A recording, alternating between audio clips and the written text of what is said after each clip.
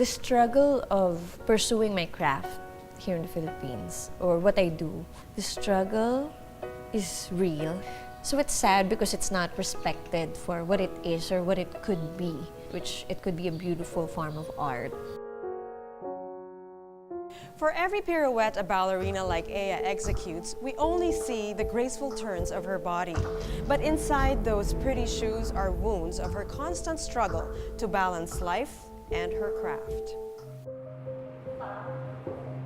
The first time I saw ballet, I saw ballerinas in a studio in the food court basement, and it was F. Nanya School of Classical Ballet. I fell in love with ballet, or the idea of being beautiful, being in that world, because we're not a rich family, and I reached a point when I was 12 that my family was really telling me that they can't afford to send me to ballet school anymore. I really have to stop. I was really sad and depressed until one morning my aunt saw an advertisement in the newspaper for scholarship auditions for the Ballet Manila School in Pasay. And it's the same afternoon, and we did that audition, and I got in. From there, I was training every day to become a professional dancer. So when I was 16, I got a contract to become a company member, which means that I get paid, it's a regular salaried job. But my family had always thought that it's not a real job, and there's always the struggle for proving that it could make money, or I'm not gonna die, or you know. So I finished computer science in Computer University. This was because my mom would always tell me that her only joy is to see me wear a toga, and I was miserable.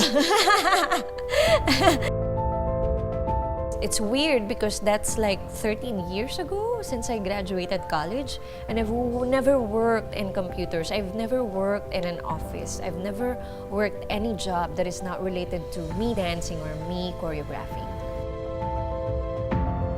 How short a professional dancing career is something that I learned, like, you know, as I was dancing in a big dance company, wherein, yeah, usually the principal roles or the lead roles are given to outstanding ballerinas at the age of 17 to 24.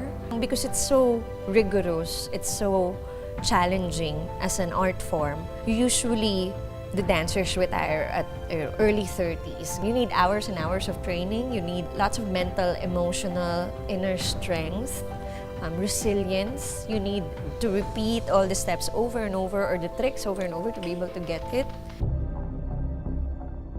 I injured both of my ankles. There's one injury that I think it was my right ankle. Talagang parang, no, I'm okay, I'm fine. So it didn't heal that well, so I had tendonitis for 2 years. I injured my knee, I injured my shoulder, my lower back, my hip. For ballet, you have to be thin.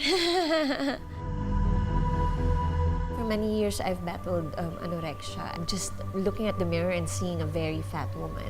Looking back at the photos, it seemed that I wasn't. My ambition trumped my health or my well-being.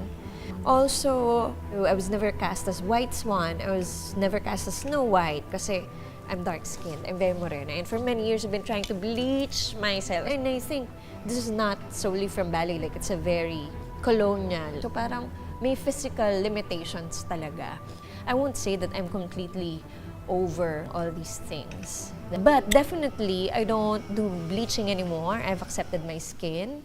Parang malaki na yung shift ngayon on beauty, which is, it's something inherent. It is something that everyone has. It is something that's inside. It is something that could radiate, no matter what the form is. Everyone has, you know, something beautiful to give or to offer.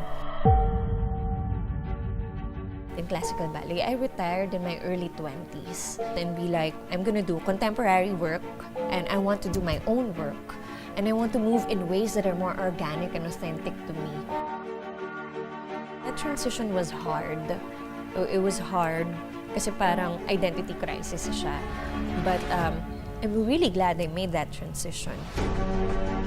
Definitely, for me, contemporary dance is more liberating. There's more room for exploration and experimentation. And there's no like absolute truth that you're hitting. When I formed Daloy Dance Company, so yun, we started in my apartment, we were dancing a lot, and I had big dreams. And somewhere down the line, made me realize that it's sad, it's challenging, it's almost hopeless kasi there's no funding and there's lack of respect for the art form itself. Dance in schools is nothing, it's an extracurricular activity.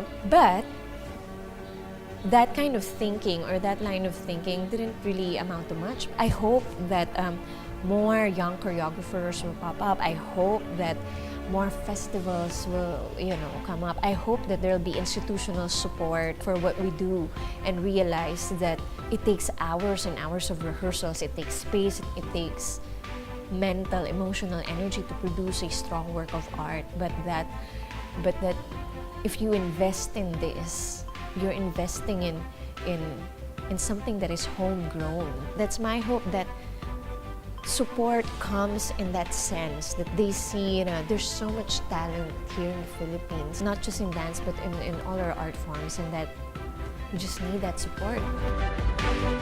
If I talk to my 7-year-old self now, I would tell her, keep at it. You're on the right track. The world could really make you feel like you're the ugly duckling. It's not about being a swan, or it's not about being an ugly duckling all your life or being made to feel that you're an ugly duckling, but it's about you having the bones to stand up for the things you believe in.